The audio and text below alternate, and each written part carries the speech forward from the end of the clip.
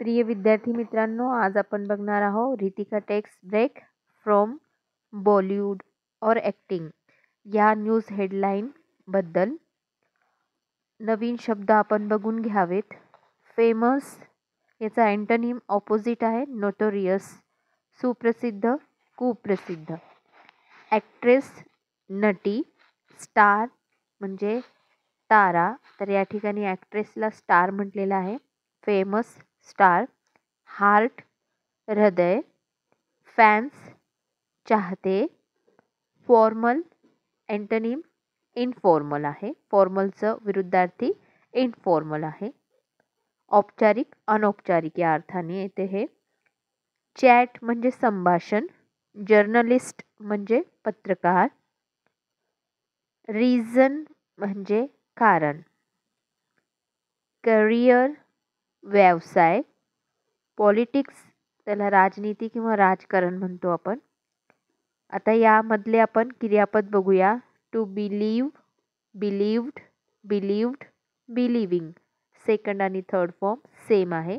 विश्वास ठेवणे. To pay, paid, paid, paying म्हणजे पैसे देणे या अर्थाने आपण वापरतो.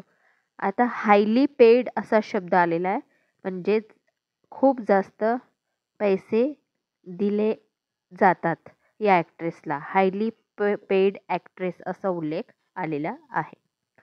तर हे व्हर्ब आणि हे शब्द तुम्ही पाठ करावेत, लिहावेत वहीवर. यांचं उच्चारण मी तुम्हाला करून दाखवलेलं आहे. Famous, notorious, actress, star, heart, fans, formal, informal, chat, journalist, reason.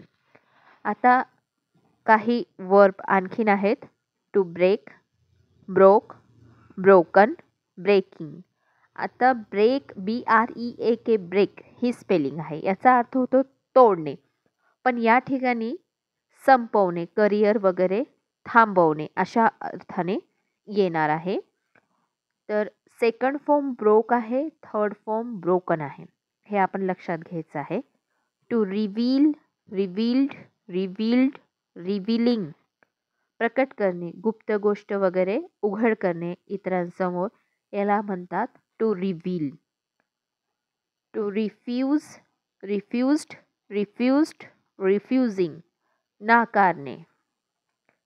To sign, signed, signed, signing म्हणजे सही करणे, स्वाक्षरी करणे एखाद्या डॉक्युमेंटवर, मसुद्यावर या अर्थाने वापरलं जातं.